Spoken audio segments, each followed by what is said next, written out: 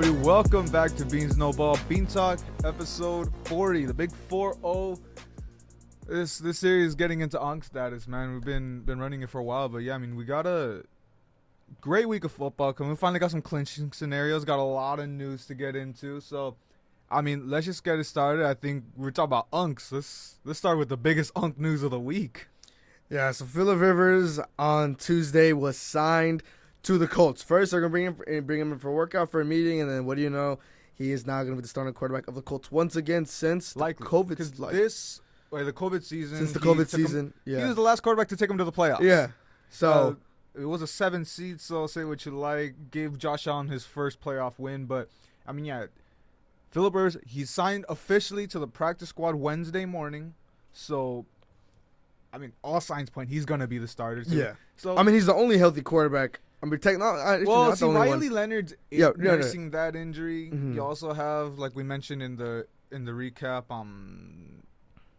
former Ram quarterback is on their practice squad. It's Tyler Warren's the emergency QB. guy, which he'll still be there. Yeah. I mean, fuck, if something happens to Phillip, who knows? But I mean, he's on something. Who knows?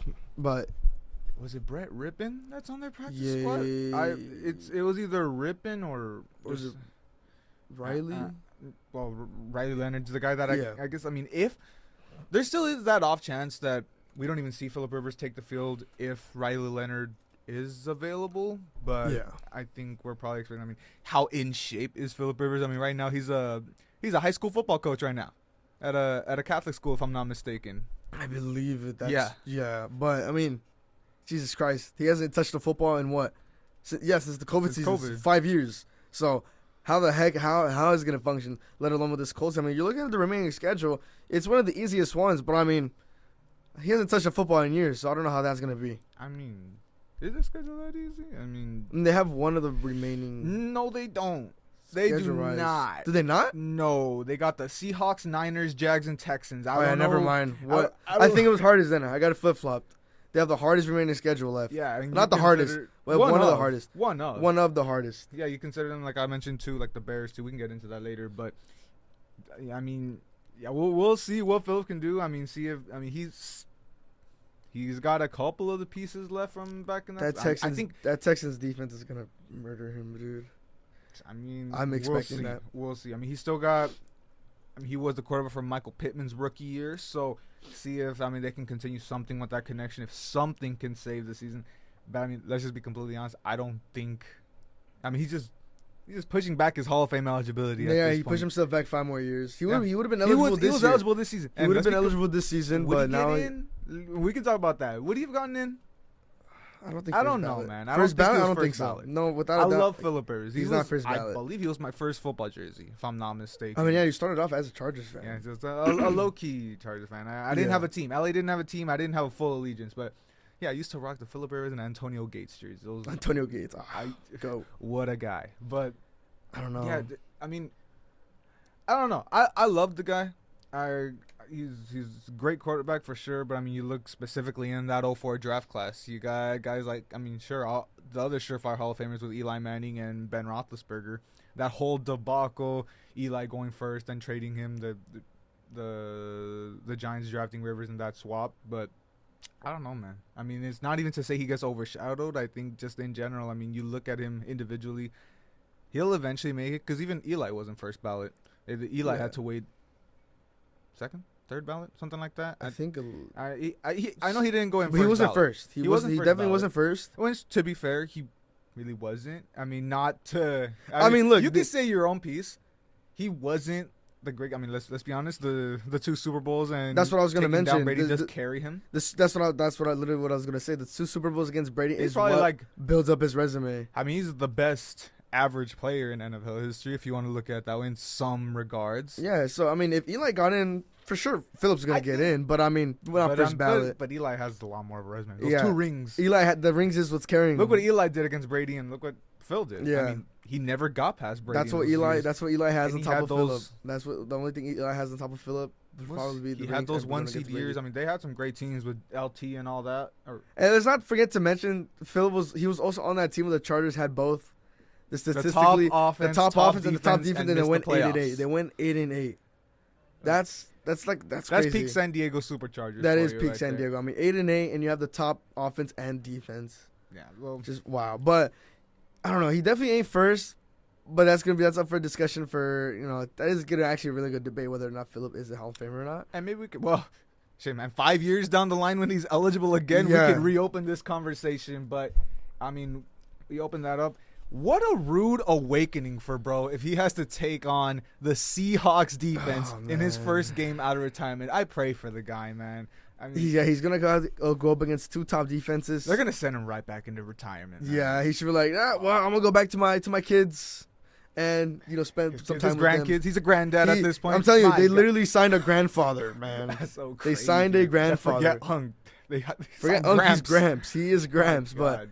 man, it'll be nice to see Phillip Rivers finally take the field, but I don't know what the heck he's gonna bring to the field, especially going up against the Seahawks in his first game back. Yeah, we'll see. I mean, hoping for the best. He is a part of that childhood group of quarterbacks that we grew up on. But I mean, yeah, just don't get hurt out there. Oh yeah, easier said than done. That's what I'm trying to say. Like, be safe. Hopefully, Quentin Nelson can protect him in some regards, because it's gonna be quite the task. But I think we didn't really talk about this, but I know this is something that was gonna get brought up. So I mean, I'm gonna let you take the floor with this one, because I got to talk about the Eagles game, so I'm gonna let you unleash your Jalen Hurts agenda. The Eagles' downfall is officially upon us. Let's just be plain and simple. That game, I mean, we saw it was his first. Once he got the third interception, it was his first 3 interception game since like the 2021 season, if I'm not mistaken. Now he's got 4 interceptions and a fumble. I mean, I'm gonna just let you take And the interception and the fumble in the same one play. Yes. I told. You know how much I've been cooking up with this agenda this whole season. I told you he's not a top 10 QB. Let alone he might be top 32. He might be top 33. And Phillip might take 32nd. Let's be honest here. I kept telling people, any quarterback can look good on that Eagles team with the weapons they have. We saw I believe it was last season when he went out one game or the season prior, and it was Kenny Pickett went in, and they still dropped the 30 plus and won. Let's not forget week 18 we let Tanner McKee get into this, and Yeah. he puts up like 30 against the Giants. Against the Giants. Oh no, you're right. What? The Giants game was Tanner McKee. Okay, that's right. Yeah. But I mean, yeah, no, I understand. But your even sentiment. that Penny, and then our final game with the Eagles, Kenny Pickett still went in. They still dropped 40 plus on us with our starters in there. So I'm telling you, put Kyler on the Eagles. He can probably do well. And that's something we can get into. Yeah, but I'm telling you. Yeah. Now continue. I told you, right? I wasn't just hating and being biased just because they were division rival. I'm telling you, Hurts is A little not. bit of both. No. It is facts. It is facts. No. There is some factual statement. I'm just putting it in there. You got so passionate about it because it's the Eagles. But Well, it yeah, away. it's true. But I mean, it was yeah, I know. factual bias, if I could put it there too. But I'm telling you, you're looking at his stats, you're looking at everything, right? One of the things I've said about Hurts is his passing ability, his passing, right? He doesn't throw the ball. Early in the season, he finally had some games. He was finally unleashing the ball, throwing the ball, finally getting the offense going. But there was just a handful of games. Other than that, he hasn't really shown anything else. The rush cheaties, majority of them are from the tush pushers. Exactly. It's annoying. You're looking at Cam Newton, what he's able to do on those rushes. Those weren't little baby, hands up the butt. He was rushing. He was doing what he could. Yeah. You're looking at Michael Vick. Jalen Hurts is not that quarterback. And I'm telling you right now, Lamar Jackson as well. They're able to rush, right? They don't need these little quarterback sneaks. They're able to run the ball from far distances. This is the one thing about Hurts I've been saying on that Eagles team, right? He was carried. It's a super team. You put any quarterback on that Eagles offense, they're gonna succeed. We saw that with Kenny Pickett, and then which he was. What was the other quarterback you mentioned? Tanner McKee. Tanner McKee. But you saw those take two into guys. Consideration, for what it's worth, and I know they're exploiting the tush push, but I mean, until they ban it, I guess you're more than welcome to do it. If it ain't broke, don't fix. But because they had arguably the best O line Yes. in the league, obviously, and then you got, I mean, credit where credit's due. The man can squat 600 pounds, 600 plus. So there is the talent in there that he is the one. I mean, other teams have tried the tush push and it doesn't work. So there is that slight bit of talent that you do give them, a little bit of slack that you give them. That, okay, yeah, there is something that you do look at. But you take away the tush push. You take away, like I said, I mean, well, like we said last year with Saquon having a generational season, A.J. Brown wasn't getting the target share he probably would have wanted, and he was taking a step back. This is Saquon's show. Let him have it. Let him chase history. Now it's different. now he's really turning into that diva. And I mean, we even saw it even during that Super Bowl run. We still saw those little signs of diva AJ Brown, and now this year it's just blown out of proportion. I'm telling you, like it's either AJ Brown gets 100-yard games and touchdowns, they lose, or it's either he doesn't get the ball and they win. That's the pattern I've been seeing. But I'm telling you, at the end of the day, I've been standing on that Jalen Hurts agenda. He's not a top 10 quarterback at all whatsoever, and to even think people even said he was better than that. This game just shows 5 turnovers against the Chargers, which the Chargers defense has been stepping up a bit in the past couple of weeks. But I mean, that just gets to show you there. Once that is literally the blueprint. And I do want to give credit to the Chargers defense, yeah. But also there was maybe 1 or 2 of them that actually was like specifically forced in the Chargers. Because yes, in most of those they made plays when it mattered, but it's also like Jalen was making some really terrible reads. Exactly. I mean, sure, credit to the Chargers for not dropping them and actually making the play, but there were like the one to close it out in overtime. There's no reason to force it into Jahan Dotson in that situation. Pass rush. And Henley with the pressure. Yeah, but regardless of anything, you're deep in field goal range. You don't force that. You throw it away. And I mean, give credit to the Chargers pass rush for forcing the pressure to make that stupid throw. That's where I'm giving credit to the Chargers. But I'm just saying. That's on Jalen because it doesn't matter how much pressure. It doesn't matter at that point. You even take the sack or the or the intentional grounding if it comes to that because you're deep in field goal range. At that point, up the game. Take the tie. That's just poor football IQ in the moment. And that's what I'm saying. Like people were actually defending him being a top 10. Well, and I was standing on like, no, he's not. And he's gonna show you guys. He's gonna show you last guys. Season but that's with anything because if anyone, I mean, you're surrounded by great teams and. There's some players that they step it up, but I mean to be fair, I mean he had the roster he was working with, and I mean he was balling out. He had a great year last year. He's had great showings, and I mean this year it's just slowly but surely falling apart. He still has AJ. He still has Devonta. But the thing about he AJ, still has Saquon. And I know we look back I'm just saying looking back in 2021 the Titans trading AJ. Nobody understands why.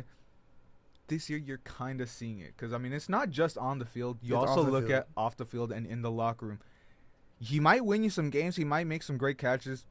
But he's a locker room cancer. And the 3 drops in that game, the crucial drop in the end zone, too, that could potentially would have been the game winner. Not game winner, but could have put the Eagles looking at sure that one. I mean, credit where credit's due. He dropped some dimes for AJ. And literally, that first drive probably would have been a walk-in touchdown. Dropped by AJ. So there's the good or the bad. I'm sure it was a terrible game by Jalen, but he's also not getting help in a lot of regards. From AJ, yes, even Saquon, because even the run game isn't getting established. The Saquon hasn't been getting there either. He had the 52-yard touchdown, but I mean, they're not getting into that flow state that we saw him get into in years past. Well, you're finally starting to see not being able to work around with other guys. You still have Devonta there, who people claim he's still a top receiver. You still have Devonta. Yeah. I mean, I never made that claim. I never made that claim. I know a lot. There's people that would. Arguably, but people would arguably say Devonta's up there. Even if AJ's not getting it done, you still have Devonta there at the second. So there's really no excuse for that.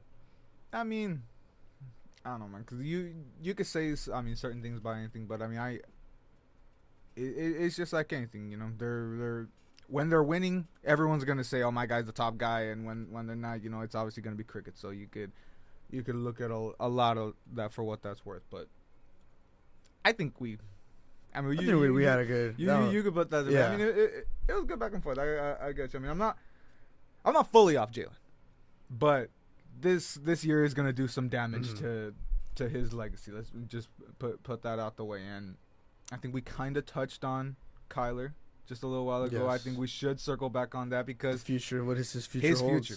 It's obviously he's shut down for the year. It's been a rough year for Kyler. This was our sleeper team this year to maybe possibly make some noise in the playoffs this year. Didn't look like that. Obviously that's not gonna happen. They're one of the first teams to get eliminated from playoff contention. Blown out by my Rams last week. What's next for Kyler? I honestly, dude, I have no idea. You look at the couple teams that could be looking, and honestly, I mean, I just got them up just to think. I mean, there's some of these guys are gonna be looking at the draft, but you got teams like the Jets, Raiders, Browns, maybe the Browns, and the Steelers.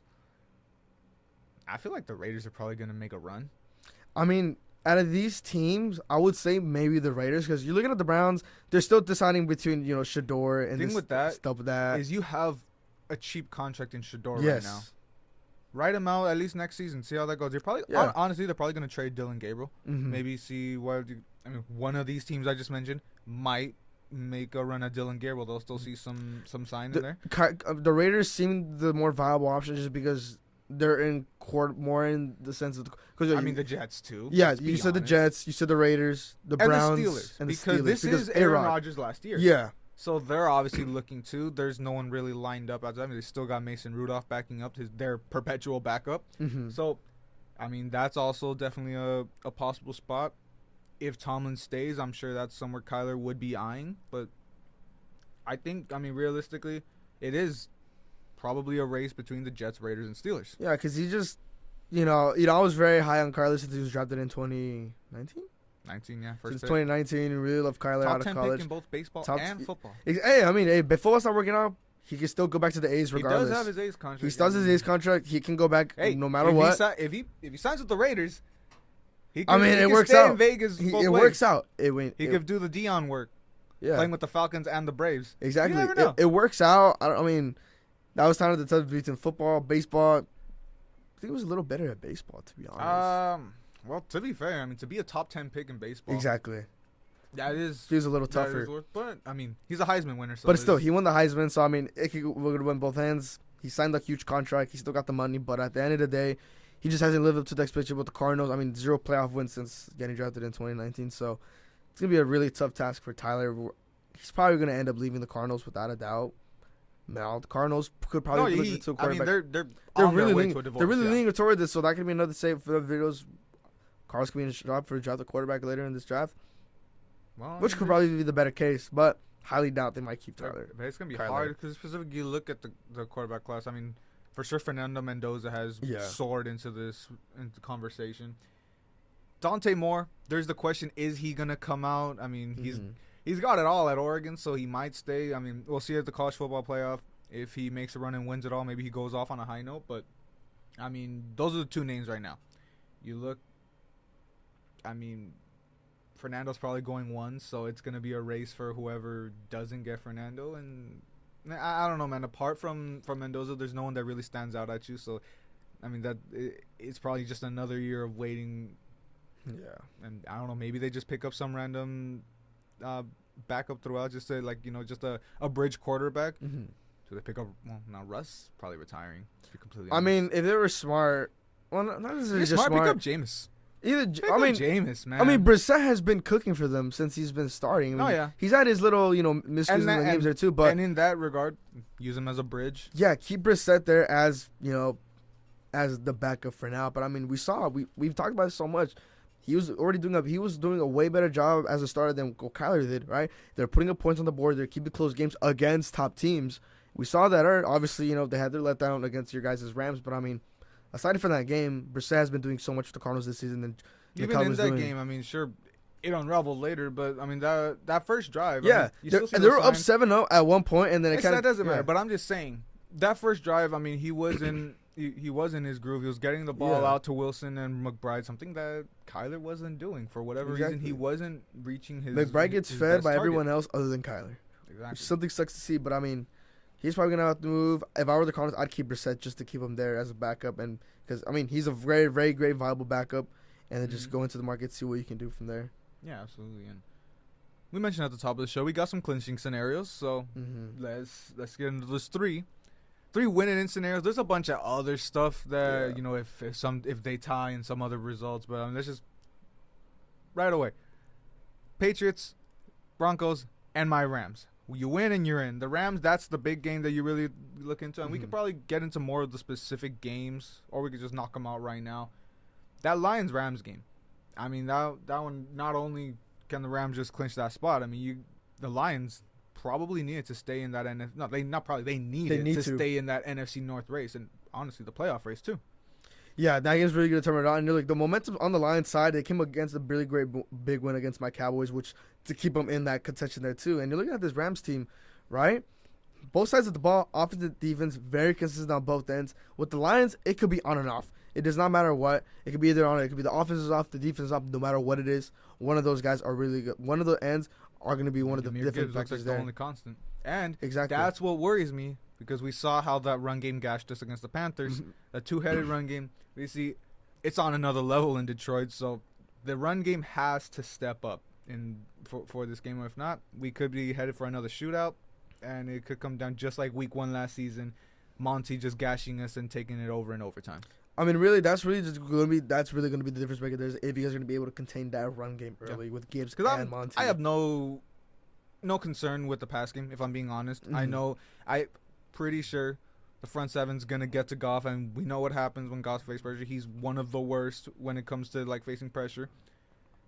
It's just up to Monty and Gibbs what they're going to do. Yeah, without a doubt there too. And then obviously with the Rams, once Puka gets unleashed, it's going to be really hard to contain on that offense. And once you get into the red zone, if you get it to Devontae, it's wraps. Yeah. And then you still got Kyron there too for the little goal line. If he doesn't, do it's Blake Corum. We saw Blake Blake Corum Corum too, did last week. Yeah, so you can swap out between Kyron and Corum. It really does not matter. We get into the goal line drive, but tell you, Rams have so many weapons on that offense. They can spread the ball around so much. It all comes down to if McVay actually opens up the playbook. Yeah. Because there's been times, specifically that Panthers game, or in a couple of those losses, he gets a little conservative and it causes some issues. But I'm excited. I'm going to take the Rams. We can finalize those picks on Saturday. But, just touch up on those other ones. Patriots. Not only would they clinch a playoff spot, they clinched the division with a win over Buffalo. And obviously Buffalo needs that game. I told you, this game, you said, Buffalo's already out of division race. There's still that slight chance. If they win this game, they nullify that tiebreaker. They can win now and get some help. We can also see that, but Patriots do have a pretty easy schedule. That's the only thing. Yeah, that game is going to be, let's see. I'm really leaning towards Josh Allen to get his revenge. I really don't see the Patriots owing them this season. It's in New England, right? Because they already played in Buffalo. They won in Buffalo. So either way, it's a cold weather game. Week. Josh Allen's in his element in the cold I don't know. weather. That one game It's going to be. I'm leaning towards the Bills right now. But I don't know. I'm not finalized with that pick yet. Because that first game was when the Bills really started hitting that dip. Yeah. They found their groove once again. The Patriots still, aside from the Bills, really haven't played anyone. This is gonna be finally the real task. Yeah. And the Broncos. They're playing who were they playing? The Packers. They'll be down 3 in the fourth. They'll get and then they'll score a game-winning touchdown, like always. I don't know about that one either. Because the defense, the momentum, it's just gonna be a defensive game, and it's with the offense. The Packers are on the rise. The Broncos are still. See, that's the Broncos. The Broncos defense. It's about how much they can contain, or just either defense, how much they contain. Because you look at both offenses. I take the Packers offense as of right now easily over the Broncos offense. That's not really a debate. So if they can continue that momentum, I know it's a tough defense, but honestly, I'm leaning for the Packers to hold on and keep that, maybe hold off that. I'm telling you, the AFC West race just. I'm thinking that right now because you're looking at the Broncos. They had 10 straight, but it's gonna be a matter of time where the slow starts and waiting towards the end of the game to get the game-winning drive. It's not gonna help you, especially with the Packers team that they're finally finding their groove. Jordan Love's finally finding their groove. The defense is all on their heels. I am leaning towards the Packers on this one. This one for sure, I'm finalized Packers, and the Rams as well. It's just that Patriots-Bills game that's really on my tippy toes. I'm not going to finalize it just yet, but I am leaning Packers. I don't even have a lean in that other game, and like I said, I'm pretty much finalized with the Rams. But I think we can get into those power rankings. And that lower end of the top 10 was really hard for me. I know we were just talking about it right now. There's so many teams that really made that noise. I'll just tell you right now. I'm going to tell you my 7, 8, and 9 stayed the same. Okay. But other than that, there's been movement. I had literally just my 9 stayed the same. Everything else had like a little bit of movement here and there. But once again, I left the Jaguars out. Big win against the Colts, but there's a lot of other teams that really made noise. And despite a big win, props to their defense, but I left the Chargers just out at the 11. And I don't know if you want to see what teams you left out. I just left out the Colts. Okay. Because I got the Chargers at 10. Well, let me just start it off. Right, I got the Chargers at 10. Sure, it was Philly, right? But coming into this matchup, right? This is gonna prove a game for the Chargers to see if they're gonna still keep up with a team like Philly. They're still on a decline, yes, but it's still Philly. At the end of the day, you're looking at the weapons of the two, and the defense took advantage when they really needed to be. Sure, Justin Herbert too. He also had some questionable some passes, some throws there too, but like any other quarterback does, this was Mr. Hypothetical in this situation. He capitalized off his mistakes and from a really great help from his defense. Big shout out to that. That's what I'm saying. The pass rush, everyone on that defense was doing their job, getting to Hurts very early on because that's literally the blueprint. Hurts isn't a good quarterback under pressure. You saw the last drive that we touched on, Henley with the big pressure to force Hurts to just throw that ball in desperation and ended up being to a tip pick. So give credit where it's due with the Chargers. They got it when they needed to be, and they got to my 10 right there, just slightly. Yeah, absolutely. I tell you, I was close to it, but I didn't have the Bills in my top 10. I know you did, so that you didn't have to make a change there. I slide them into the 10.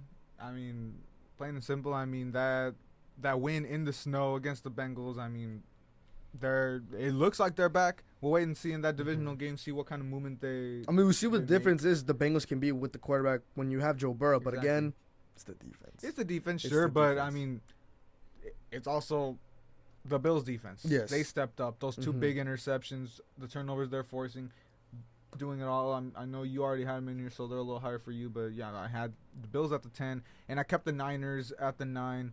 No games, so no real movement. But, I mean, obviously, like we've been saying week in and week out, they're showing that despite the injuries, they're still up to the task. And, I mean, gotta give them their flowers for that. Is it your turn? Your 9. Hold up. I think I messed something up.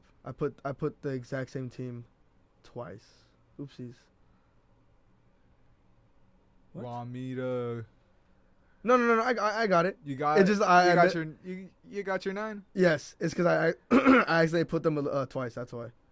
So yeah. So for my 9, I'm still keeping the Texans on this end right here. There too. Like I said, the defense. It's been cooking for them.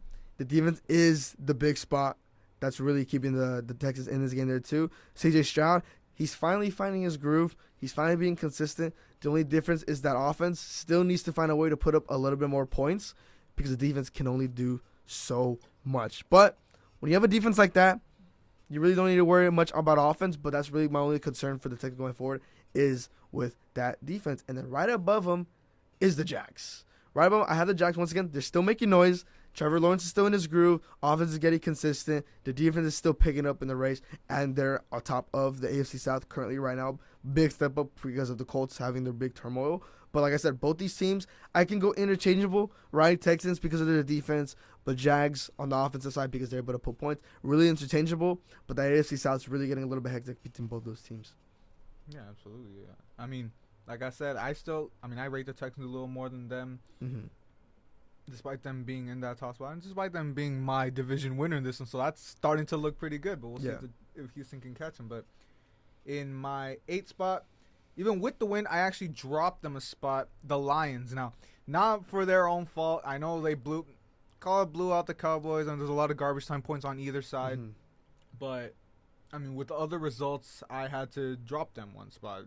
Not really by their own fault, but I mean, yeah, I already kind of pointed on it. I mean, they were firing on all cylinders. It was a must-win game to stay in that, not only the division race but the playoff race itself, and they got it done. So, hate to drop them, but there are better teams right now. And into my 7th spot, this team really got a drop. Also, don't really like dropping them too much. Just the fact that they played such a great game, but that finish did hurt it. It's the Bears, down to 9-4, still above the Lions specifically. I mean, even though the Lions put that 50 burger on them, I do still feel the Bears are the better team right now. But, you know, go from the 1 to the 7 seed, just the way that you finished that game with that really poor interception, poor read by Caleb in that spot, and with other teams really showing up, it's hard to keep them up there. Yeah, so for my 7th spot, so for my 7th spot, this is where I have the Bears. So I did have to drop 4 spots in this one. Now, big thing because like yes, their defense has been helping them throughout the whole weeks. But you saw they got the same one against Philly. Now you go into a Packers team, right? That was gonna be the real test because of the way they're finding the groove. you start off slow. That first quarter was just straight buns. Jordan Love, the only thing interesting about that first quarter was the interception that the Bears were finally handling on. But it was a very slow game for Caleb Williams. They weren't able to pick up till the late game. But like I said, you cannot wait till late game to finally get this stuff going. And then you go on the 4th and 1. The pressure's getting to you. You make that stupid throw where you had DJ Moore open. They could be higher, to be honest. Have Caleb just waited a little bit, one more second. The O-line gave him a little bit more time. DJ Moore was right there. Could have been a walk-in, right? But like I said, you cannot be waiting late game to finally start having a little comeback, right? You're gonna have to pick it up as time goes forward, right? It's a little bit each time, right? But this Packers team, what they able to do good. They fired all cylinders. They stayed consistent on both ends of the ball. They got to Caleb early, right? You look at Caleb's stat, just 186 yards for that whole time. Really wasn't a really huge factor in the passing game because of that Packers defense. But other than that, they still kept it a one-possession game. They shows they can still compete against these top teams. But at the end of the day, you're going to just start. You cannot wait late game for these little stuff to happen. And then for my 6th spot, this is where I have the Bills. Both ends of the ball, offense, defense. They're finally getting into the groove. They're finally being consistent. You saw, they had Joe Burrow. They had Joe Burrow back, so obviously the offense for the Bengals was getting it going against the defense, right? They had their early lead in the beginning of the game, but they bounced back later in the second half. And you still have Josh Allen at the quarterback, who I've been saying he's going to get you there. He can only get you so far, and because of that, the defense stepped up when they really needed to be. So I got the Bills a little bit higher on that spot. I think I had the Bills at 7. They're my 6th spot now, so just move them up just once. Yeah. Like I was telling you, there's a reason I put them back up. Yeah. I lost a lot of faith in them throughout the season, and had to bring them right back here into my 6. That's right. Yeah, I brought the Texans up 2 spots, despite not being first place in their division. That defense is carrying them, and as long as C.J. Stroud can just play minimal mistake football, this team's gonna succeed. The main thing that they were saying on the Thursday night broadcast. As long as you put up 20 points, you're probably fine with Texans because of that defense. Exactly. And they're showing out, and it's still dicey. We'll see if they can maintain that playoff race, but if they get in, watch out for them. And my 5th spot, up 1 spot, the Packers, top of the NFC North, into that 2 seed right now. Same thing we were talking about with them. They just weren't able to beat some of those upper echelon teams. Don't really know if the Bears are that upper echelon team just yet, but this win was a statement. It was the 1 seed in the NFC for what it's worth. So huge for them to get this done. And huge for Jordan Love to finally get his receivers, Christian Watson in his return, really balling out. With the loss of Tucker Kraft, that's going to be huge. Yeah, so for my 5th spot, this is where I have the Broncos. I just dropped them. I just dropped them once because just because of the other teams I've seen more. Like I said with the Broncos, yes, they're winning. They're getting it done when it needs to be, even if it's this late, right? But they cannot be. It's the same. It's gonna be the same story. I'm not even gonna elaborate much on the Broncos. Yes, they're getting it done. They're winning, but that's what we say every. You cannot be down and just keep getting the last minute win. This is not gonna happen in the playoffs, especially now looking maybe just because of how little weak this AFC is. But if you were to push up against the NFC team right now with how hot they're looking, that's not gonna happen right there. So I'm keeping them there at the 5th spot. They're still up. They're still winning. But against these other teams, like on my 4th spot, I have the Seahawks. On this one, I moved them up just 1 spot. Like I'm saying, the defense has been showing out. The offense, still great with him and with Darnold and Jason. The connections, everything great. Being able to spread the ball. They're all at the 4th because of that defense. But like I said, same thing, not the same thing with the Broncos. Well, similar way in the Broncos. I want to see what this offense can do against the better teams. They're able to stay in contention with the top teams because of their defense, but mainly because of their offense and Darnold. I want to see what they're going to be able to do. Again, same story with them. Yeah, absolutely. And I have the Broncos at my 4. I moved them up 1 spot. I think a lot of these were moved up because of the Bears falling. So, I agree with a lot of the same things, but for what it's worth, they're winning. I think that's the main thing, and I think that defense is really carrying them, similarly to what I had with the Texans. That offense isn't looking that impressive, but that defense. And same thing with the Broncos. I know wasn't that impressive with the Raiders. Being honest, maybe I should have dropped them.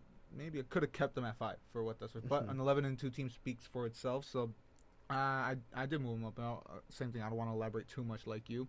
Into the 3rd spot, got the Patriots. Dropped 2 spots.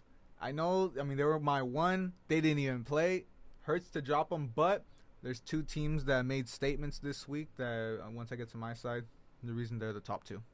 Yeah, so for my third spot, this is where I got the Packers. Like I said, they got two statement wins, on the Lions and on the, excuse me, right here on the Bears. Battle for the North on a Bears team with a really great defense on an offense that's been clicking on all cylinders.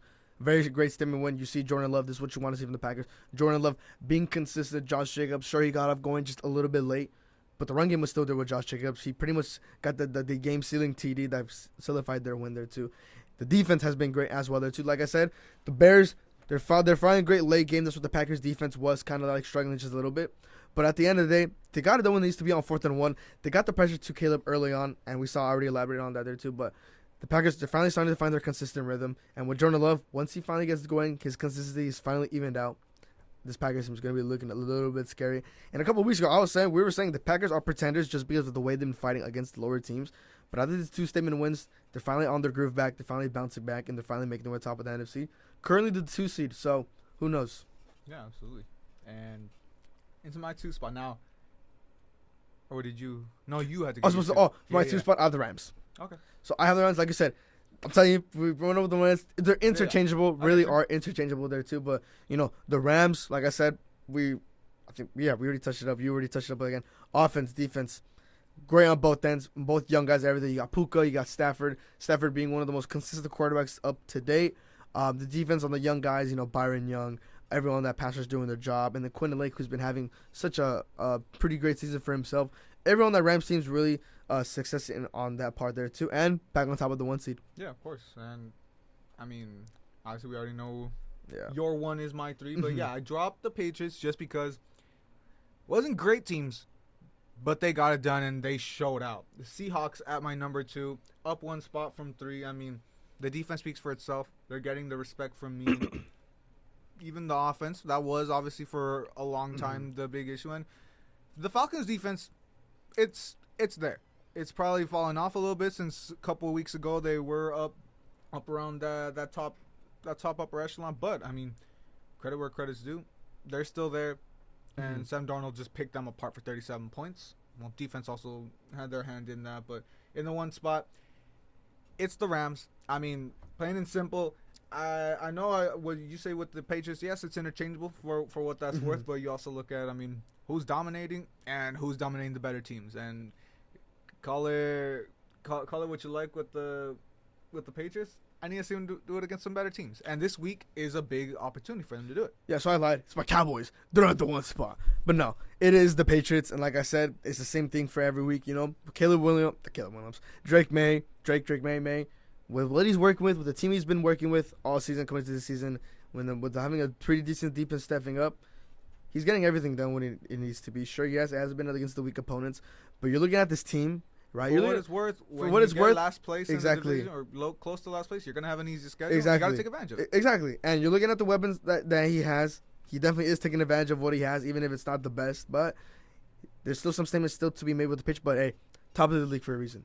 Yeah, I mean, top at least of the division. We'll see if they can maintain that going into this week. But finally got a little bit of diversity, changing it up between each other. I feel like we had the same top 4 or 5 for the longest time. Just a little bit. Just wanted to spot. A little difference, but it's shuffled around just a tiny bit. But it's getting to Thursday night, and I mean, it's not great. But for what it's worth, I mean, the Falcons Bucks. Do we know if this is even? I mean, it's not, I don't want to say a toss-up, but it's like, I mean, I'm not sure if I can trust the Bucks recently, especially after that loss against the Saints. Yeah. I mean, it can be just one of those fluke games where they lose to a crap team like that and they never bounce back on this one. But, I mean, I don't know, man. That Bucks, a lot of things have been going wrong with them. I mean, what's going on with Baker? What's going on with the defense? A lot of things are going wrong with everything.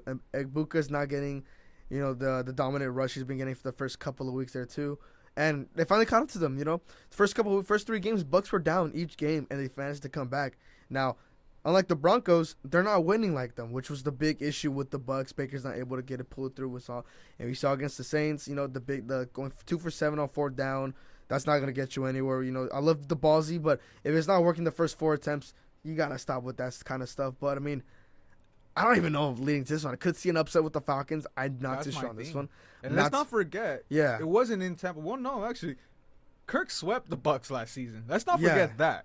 So, I mean, I know they're different teams for what that's worth, but I mean, and that's still big in the back difference of maker mind. too. Recently, just right now, Drake London is out of that game too. Oh, that's I thought that's been out, but yeah. Yeah, but yeah, it's Yeah. confirmed now. It is confirmed. Drake London is going to be out this game. So Well, he did have Drake London in those other games, so yeah, you could think about that. But I mean, you look at the form these two teams are on. They're the same. They've lost 4 of their last 5. yeah, You want to really look at it, the Falcons beat the Saints. The Bucks didn't. So I know that doesn't really matter for in the NBA. They beat them handily, 24-10. Bucks sweated out. The Bucks' only win was sweating out a win against the Cardinals. They're not looking good. I think I'm still gonna take the Bucks. If you wanna throw in an upset to help your case, this might be the one for you. I don't think. I don't know, man. I don't. Where's the think game at? Where's the game at? It's in Tampa. In Tampa. That doesn't matter because I mean, Yeah. Kirk got it done in both stadiums. Dang it, man. I don't know, man. It's like I'm also torn, but you know what? I need the Falcons to lose for that draft position. Yeah. So, I mean, as a betting man and just as an analyst, I'm gonna go with the Bucks on this one. Yeah, probably. Because you think about it I too. don't know. Same situation with the Rams last week, coming off a tough loss. Mm-hmm. It's not the same because now the Bucks are really in it. That's what I'm saying. I don't see the Bucks like going with another tough loss. That's my thing because Rams had that loss and they had Especially their it's get-right game within against the it's Falcons. 2 back-to-back division games too. So Yeah, none, but that's the difference in it because the Rams had tough loss against a good team, beat up on a bad team. Bucks had bad loss against a bad team, and now they're trying to have a get right game against a team that plays them well and argue they're better than the Saints. So, I mean, I think Baker gets right. I mean, they're getting Mike Evans back. Also, something Sure. to consider: they are getting Mike Evans back. So that whole receiver core is there. There's gonna be less attention on everyone. Maybe Ibuka can finally get back on that path. I'm taking the Bucks. yeah, man, I'm not trusting my balls on this one. I'm gonna have to go with the Bucks. I just don't see them losing 2 those- back-to-back games like that. Well, at this point, they've lost. Well, they got that Cardinals game, but they had lost 3 straight, 4 out of their last 5. Yeah, Both of them the same. But I mean, there's a tough Thursday one. nighter, another booty game. There's still. I mean, there's prime time's pretty crap this week. Be completely honest, but your Cowboys are on prime time Sunday Night Football. I'm gonna miss it at work, but I mean, There's like 4 situations. Jesus Christ, I was going over them. 4 situations that the Cowboys can get in the that could playoffs. eliminate them. No, to get in.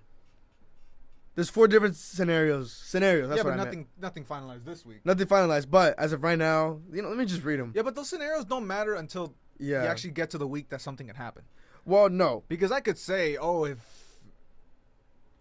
something happened this week, then next week, then No, next week. I'm talking about week right 18, now. week I'm telling you, 20. as of right now, the 3 scenarios actually, just from here. All right. They need to get the division. Eagles need to lose 2. We've got over that already. They need to lose 2. Cowboys need to win out.